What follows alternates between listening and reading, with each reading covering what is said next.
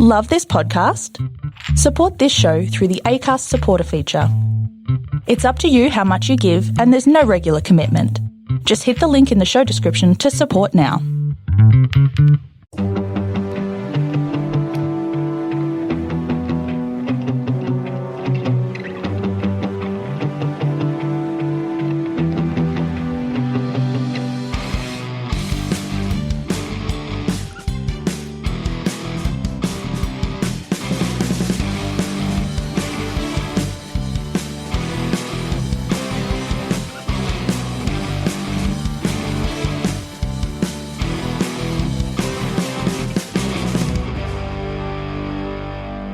Hi everyone, and welcome to the Cognitive Recalibration podcast. As always, I'm your host Shravan. We've got Tyrone over in his place. Hello. How was your week? Yeah, it's been okay. Busy week. Footy finals. Yeah, it's been pretty eventful, hasn't it? Had an earthquake in between. Yes. We will survive. Well, it wasn't that bad, the earthquake, but in Melbourne we don't really get earthquakes, so it was pretty unusual. And then footy finals. You might also notice that this episode's a bit late, or maybe you didn't notice at all, but it is a bit late. We're recording on a weeknight, which we don't usually record on, and that's because I was kind of busy on the weekend doing a project for my study. So the project actually kind of related to what we talk about. It's predicting box office based on the attributes of a movie. It predicts what a movie will make, essentially, in terms of revenue. And I did a quick prediction of 2022. I put in like the main movies coming out next year, and I looked at what the box office is going to be like. Guess which one was the highest box office for next year based on my model? Okay, 2022 top next year. But Multiverse of Madness, maybe? No, it was up there, but no. Give me the top three, and I'll guess the first one. I can't remember what's coming out next year. That's why. Well, I'll give you a selection of movies that I put it. I didn't do it on every movie that's coming out next year, but I put in the movies that I thought would do pretty well. So all the Marvel movies were in there. So Black Panther, Wakanda Forever, Thor, Love and Thunder, Doctor Strange, Multiverse of Madness, the Marvels. So those were the Marvel movies. DC movies, there was the Batman, there was the Flash, and Black Adam, I think, was also in there. Non-comic book movies, there was Avatar 2. Couple of horror movies that I just chucked in there. Like there was one Jordan Peele movie. There was Halloween, the third movie. What do you reckon? Probably Avatar 2. It's probably Avatar 2. Even though it doesn't deserve it, it's probably Avatar 2. So you're right. It predicted that Avatar 2 would be the highest grossing movie of next year. And one of the key factors in the model is the budget that goes into each of the movies. So what it found was historically the higher the budget, the better the box office. So the two highest grossing movies of all time, Avatar and Avengers Endgame, both had like pretty big budgets. And Avatar 2 has like a massive budget because he's taken like 15 years to make it. So that's why it predicted that. But the second one after that was actually, I think it was actually Wakanda Forever, Black Panther was the second one. Doctor Strange was not in the top 5, surprisingly, because it could have been based off because it also looks at how the original did, and the original, it did all right, but it didn't set the world on fire. Yeah, I think you gotta change the model a little bit to anticipate hype as well. Yeah, you gotta change the model. It's not foolproof enough. Also, no one cares about Avatar 2. Yeah, I think no, but I still don't. I wouldn't be surprised if it does really well. And it also turned down the amount that movies make because of COVID. So it said that Avatar 2 will make $1 billion, which is half, like almost a third of what the original Avatar made. But that was still the highest grossing movie. So everything else is making less than $1 billion next year, probably because of COVID. Yeah. Does it take into consideration that? It takes into consideration the recent years, and the recent years have been abnormally low. So I think that's why it's predicting lower numbers as well. But yeah, that's what I was doing. I was building those models and writing a paper on that. That's why this episode's a little bit late. But we are going to talk about Star Wars Visions, which actually came out last week. We were planning to talk about this much later than this, actually, because we weren't anticipating Disney to release all the episodes at once, which they did. And we also weren't anticipating that all of the episodes would be shorts rather than proper series episodes, so that it was quite easy to get through in terms of the length. I want to preface this before we get into anything about Star Wars Visions that I like anime, but I'm by no means an anime expert. I don't watch a lot of anime. I like the animation. So I know this is probably more targeted to anime lovers. I think they might really enjoy this. Or maybe they won't. I don't know. But we are not anime experts. Let's just say that. I should preface this with as well. I could have got away with this. I probably could have, but I didn't watch the last 2 episodes. Okay. Okay, we'll get into it. I actually enjoyed all the episodes, but I actually quite liked the last 2. I actually thought the last two were pretty good. Especially the last one I liked, but they're all pretty decent. We'll get into it. So, oopsies. It's all right. You can tell me all about it. I've seen the other ones though. So Star Wars Visions, it's an anime series that's been commissioned by Disney about Star Wars. Would you say it's pretty much like a what if situation, isn't it? It's just like... Yeah, what if anime version.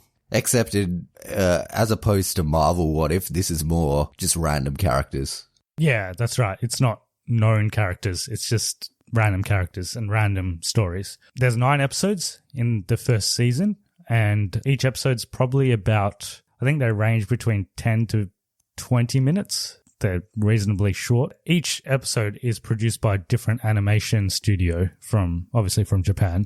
We can get into which studios were involved, but I didn't really know any of them except one, which was a pretty prominent studio. The rest are reasonably recent studios, and it came out on 22nd September. All the episodes are there now, so you can watch it. I feel like this has gone a bit under the radar because people were looking forward to this, but no one's really talking about it. We can get into positives and negatives, and then we can get into spoilers because obviously I don't think many people have watched this yet. So we'll keep it spoiler free, and then we'll clearly indicate when we're jumping into spoilers after this. So positives, I always like hand-drawn animation, Japanese animation. There's something about it. It just looks very creative, and there's a lot of creativity that goes into it. It's got its own distinct style. Looks more difficult to do, so... Yeah, that's right. Looks like a lot more effort needs to go into it. Yes. And they obviously lean right into that sort of style, and each episode has its own distinct style as well. Unique style. The first episode's like a black and white episode. I like that. And then as you go through each one has its own distinct style, which I liked. The stories themselves, they were fine, but I wasn't really that invested in any of them. I think they were good, but I don't think any of them are super memorable. What did you think? I didn't particularly care. I think because they were so short, you don't really get any time with the characters, so it's hard to get on board with them. I think that's one of the shortcomings of it is, as opposed to What If Marvel, you just don't know any of these characters, so it's just a little bit random and you don't really care about it. But I think more what they were trying to go for is like stylistic Star Wars action, which for the most part, they kind of did okay. And each episode has its own action sequence, even though they're pretty short. They all have their own distinct action sequences, and some of the episodes they do get through quite a bit of story, even though there's like pretty limited time. For example, the second last episode, which you didn't watch. But yeah, on the whole, I don't think maybe if they were directly tied into the Star Wars characters and universe, like you said, I might have been more invested in the stories themselves. But as just from a purely creative perspective and animation perspective and just how it looked on the screen, it was pretty flawless. I liked that aspect of it. And I think that was the whole purpose of this show anyway. I think it was to show Star Wars in a different style, different light. And I think if it's popular, they'll probably pick some of the more prominent stars and do something more with that. And there's prominent cast members in each of the episodes, which I'll go through when we go into spoilers with the episodes as well. Any other particular negatives? I thought the music was good as well. I thought the music across all the episodes was pretty nice.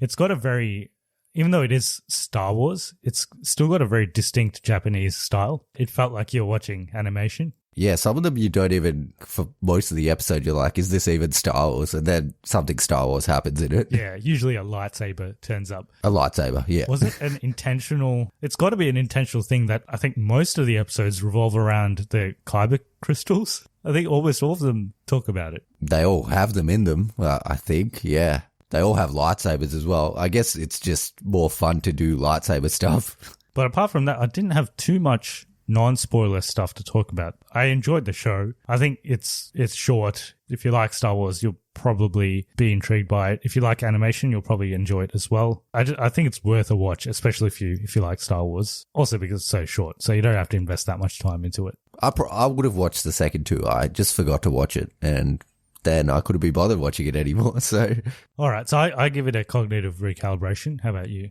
Yeah, probably. It's all right. I wouldn't watch these again.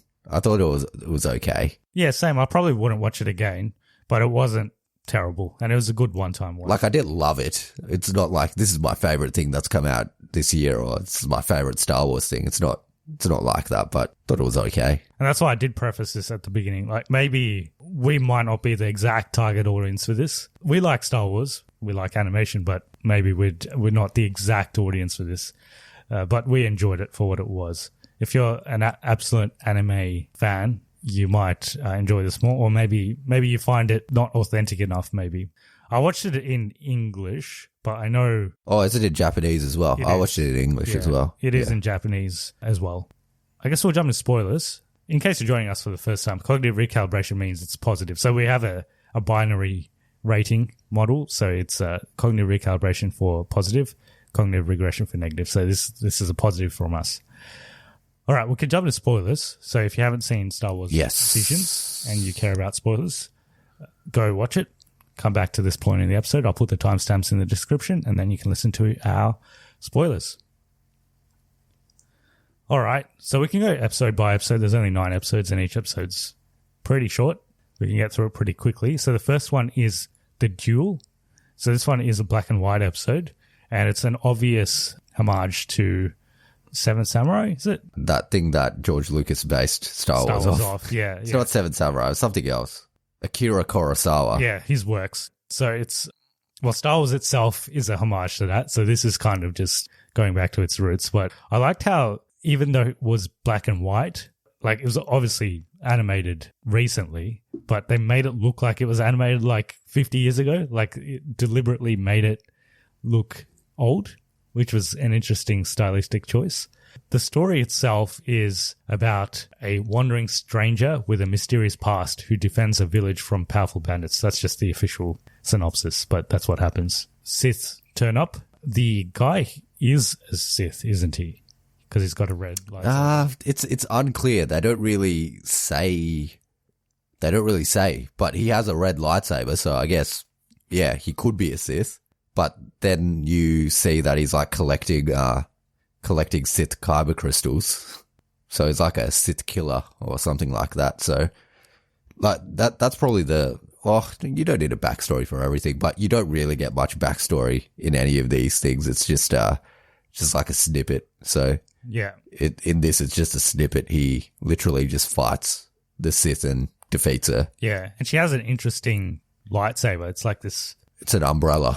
Yeah, it's an umbrella lightsaber. It's an interesting situation that's happening there. But yeah, he fights her, he kills her, and then he leaves the village, and that's it. Well, do you reckon they'll have follow-ups to some of these? Well, for this particular one, if it's popular, I think. They do have a follow-up for this one in the form of I think it's a graphic novel or something that they're releasing later this year for this episode. But some of the other episodes, they do leave you on a bit of a cliffhanger. Like, it could continue. So if it is successful enough, maybe they'll continue some of the stories.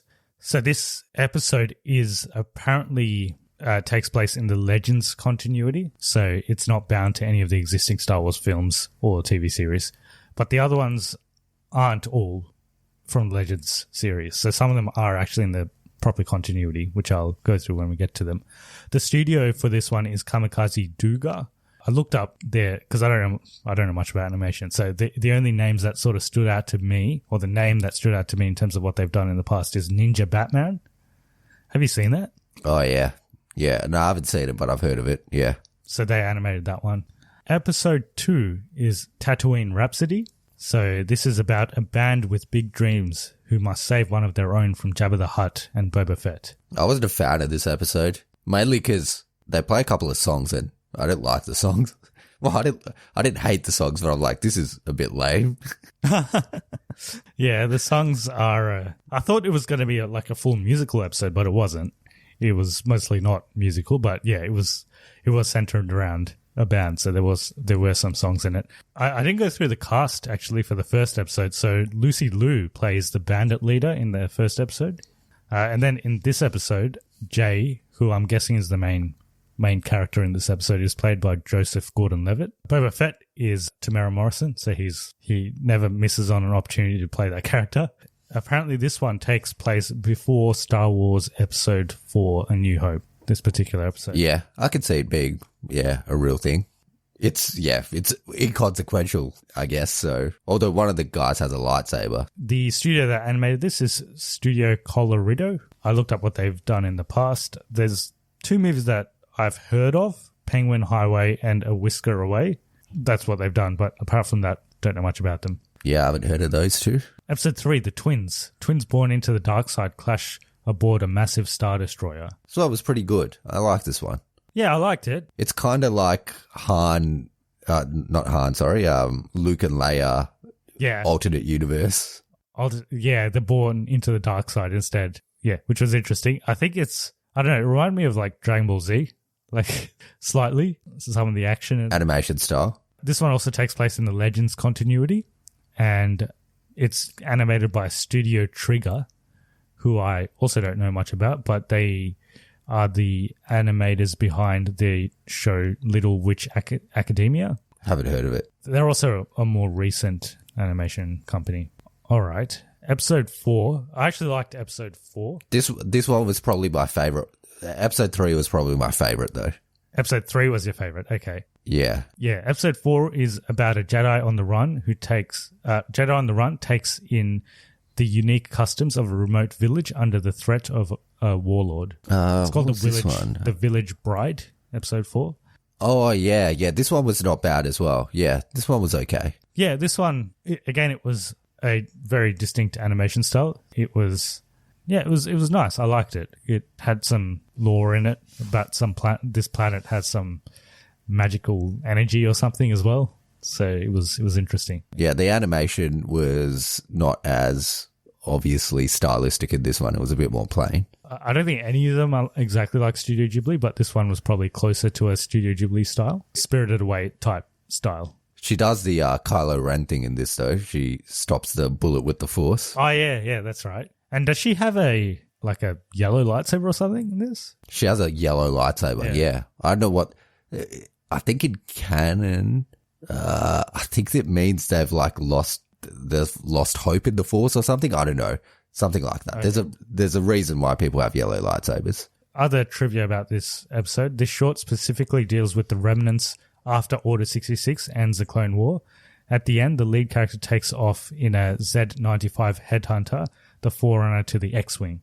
It's animated by Kinemia Citrus, and they've done a series and movie called Made in Abyss, which I also haven't heard of. So if our listeners haven't heard of it, know about any of these and they think we should watch any of these, just let us know. But we're obviously not anime experts.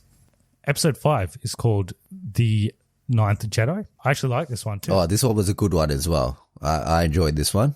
So this one is about the daughter of a lightsaber smith is pursued by dark forces while on a dangerous mission. Yeah, this one was good. It's got a nice little twist at the end, which I didn't really see coming, but I wasn't really expecting a twist or anything. So the that was twist cool. In the sense that they're all Siths. They're all Siths, yeah. Except one of them. It had some good lightsaber action in this. It was good. Yeah, it was good. And they also talk about how because the lightsabers are color neutral, looks like when you hold them, depending on who's holding them, they change color. Yeah, I don't know if that's canon though, or if that's just a thing in this, but yeah, in this, it's a neutral color if you're not a Force wielder. And then if you become a Jedi, it becomes a certain color. If you become a Sith, it becomes a certain color. And apparently this one was meant to actually be, it was actually 2 different ideas, which they combined into one idea.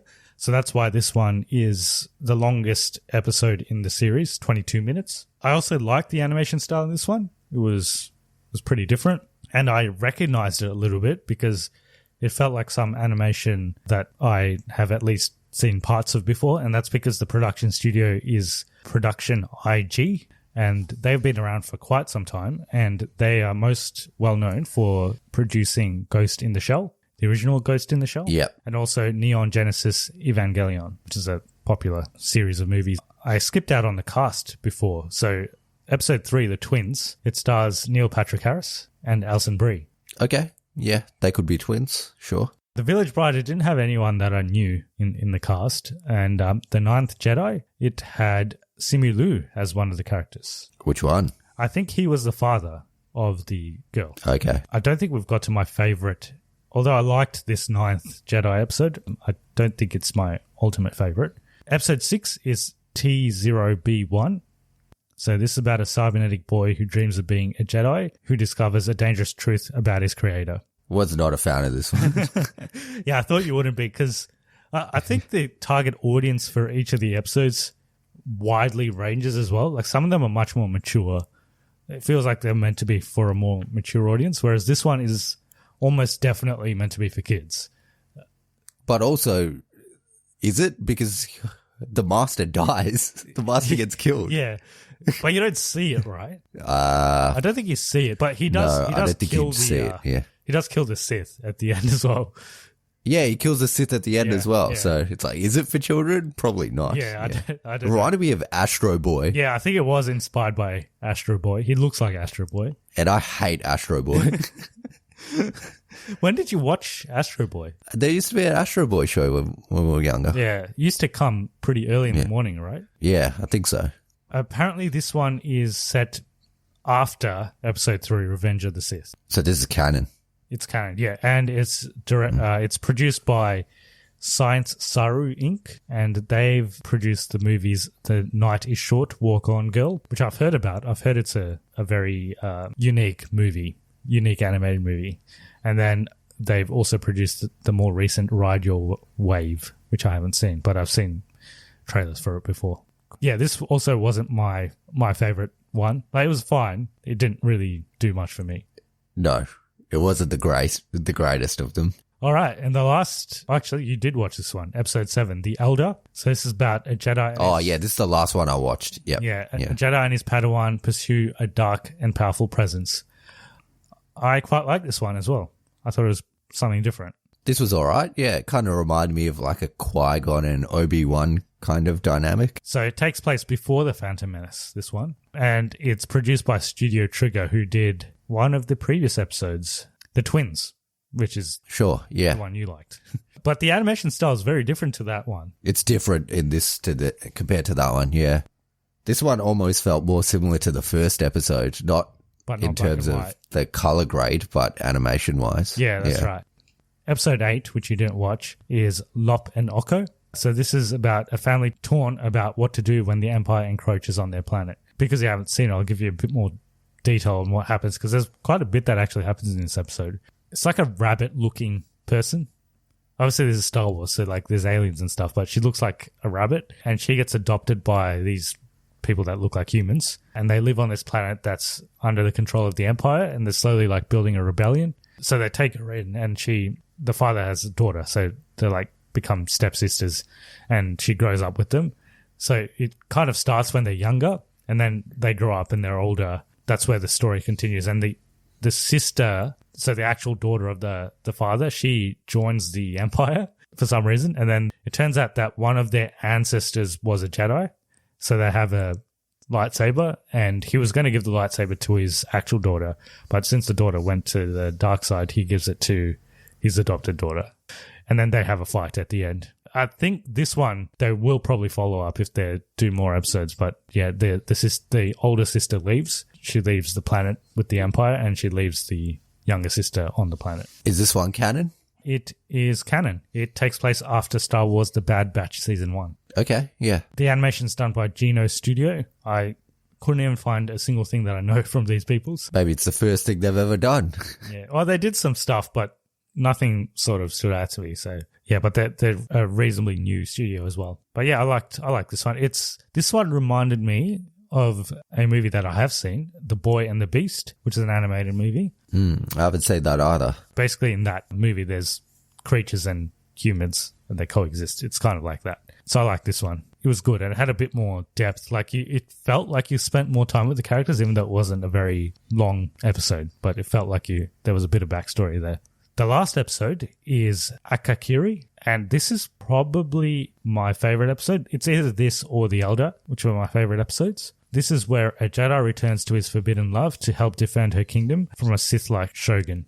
In terms of story, that's basically it. It's about a Jedi that comes back and he's having these visions where he's seeing a woman being murdered, and apparently he has like an inherent, it's kind of like Anakin, like has like an inherent attraction to the dark side, this particular Jedi. So it's like an Anakin Padme kind of story, Elseworld story. Kind of, yes. Yeah. So he ends up accidentally his love. Oh, okay. So it's not an Elseworld story. It's just Revenge of the Sith. And he ends up accidentally killing her, and then he joins the dark side so he could revive her, which he does. Like they revive her at the end. Oh, okay. Yep. But it was good because I think it was, firstly, the animation style was really nice. And there was this part of the animation towards the end where he actually turns to the dark side, where the whole screen becomes like red. It's in the night when they're fighting, but then towards the end of the episode, I think the sun's rising and it's got this like red shade, just like foreshadowing that he's gone to the dark side. It was nice. It was a nice creative episode. Okay. Maybe I need to give that one a watch. And even the one before this was fine as well. The one before this, it reminded me a bit of, in a weird way, like Sailor Moon and Dragon Ball Z, like that style as well. Okay, yeah. Whereas this one was a little bit more, it looked like a more serious animation. My favorite one was either the last one or probably the Elder one, which was pretty good too. If I probably have to change my mind because I think I actually like the one with the 9 wizards better. Oh yeah, the 9th Jedi. That was good too. I like that one too. But overall, out of all of them, I only really hated 2 of them. Not hated, I just didn't think they were that good. So the Tatooine Rhapsody one and and then the one with the robot. The Astro Boy one. I would say those were my least favorite as well out of the 2. And even the animation style for those 2 was a little bit more like childish. It was like it was fine. It was fine for what it was, but it was yeah, it was grating going to the second episode after watching the first episode because the animation style was so different. Other cast members, so that Astro Boy episode, T0B1. Kyle Chandler was the father, I guess. Was he the father, the inventor? Friday Night Lights. The Elder, so David Harbour was the chief Jedi, the older Jedi. Yep, the Qui-Gon kind of guy. Yeah, and then Jordan Fisher was the younger Jedi. Jordan Fisher, okay. He's in a lot of like teen stuff, like teen Netflix stuff. Jordan Fisher. He's in that one about the dance, is he? Yeah, he's in that one. That dance one. I know the one you're talking about. The dance one. Okay. Yeah, I know who you're talking about. The last episode, Henry Golding is in it. I think he's the main Jedi. Jamie Chung is in it. The rest of them, I don't know. Yeah, surprisingly good cast members.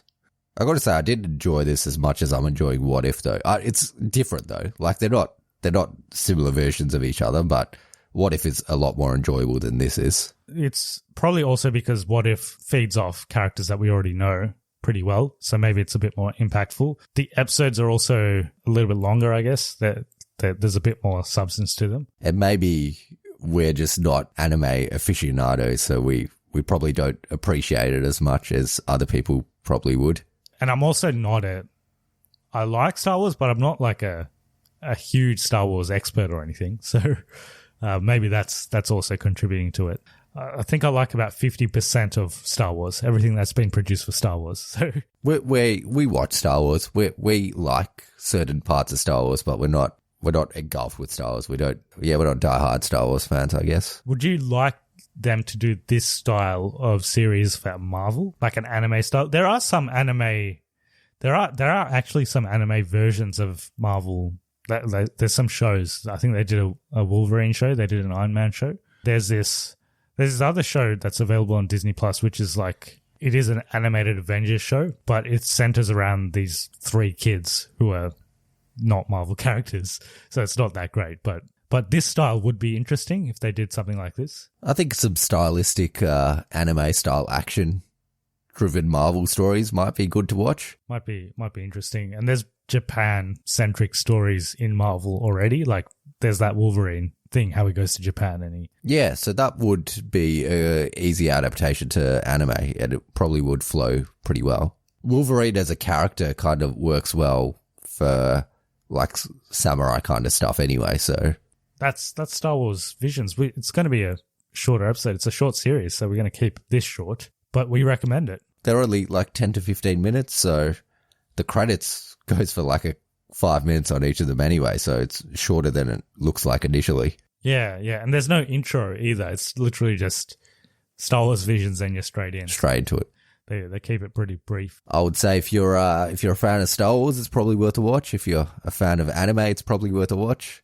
If you're a fan of neither, then probably wouldn't recommend it. I don't know. You might still appreciate it, but it'll just be like a set and forget sort of thing. And at least you won't waste too much time on it, I guess, because it's not that long. Yeah, that's right. Cool. All right. So that brings us to the end of another episode. So obviously, we'd like to know if there's any anime experts, anime fans that listen to us, because I actually really like anime. I like watching it.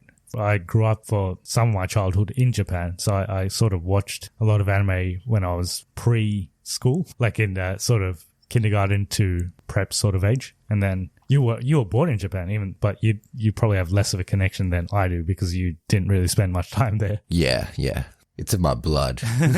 If there's any suggestions that you want us to review or watch, then please let us know. Yeah, you can contact us at Cognitive Recalibration Podcast at gmail.com or message us on all other platforms. And if you want to support the podcast, you can do so firstly via giving us a review on iTunes, because that makes us more discoverable on their search engine. If you listen to us on any other platform, just listen to our episodes all the way to the end, and that gives us the download, which makes us more discoverable as well. If there is a mechanism for you to provide a review, it'd be great if you can. So next week, which is actually going to be this week because we're recording midweek. Yeah, a couple days away. We're going to be finally reviewing Free Guy because we can watch it now. Yeah, and there's nothing else on, so we might as well review that. So it's actually available today. I was just on Disney Plus before, and it's already there. So we'll give that a watch and we'll review that. And then next week, I think we already had something planned. Possibly What If, I think, because that's the last episode. Could be. Yeah. Is it next week or the week after? I think it's next week. That's the last episode. Yeah. So we'll be back to these Elseworlds. Yes, discussions. Yeah. But we'll probably be more invested in that one than we are in this one. I guess we know a bit more about those, so we can talk a bit more about that. Yeah, so it is What If next week. Actually, you're right. It is What If, and then we got a week off, or not off. We'll be doing something. There's something.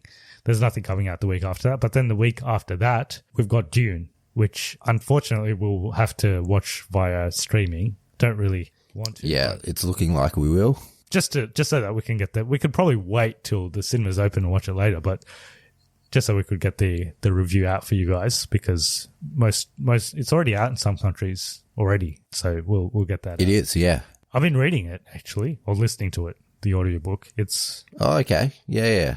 That'll be an interesting perspective. There's a lot of lore. There's a lot of I'm only like 5 chapters in, and there's still like introducing characters and like introducing different aspects of the rules in the universe and stuff. So it'll be interesting to see how they handle it in a movie. I hear it's pretty heavy in terms of what's like the lore. So I don't know if they'll dumb it down for the movie or they'll just go all in. But I can see the main character being Timothée Chalamet already. I think he's very aptly cast for that role.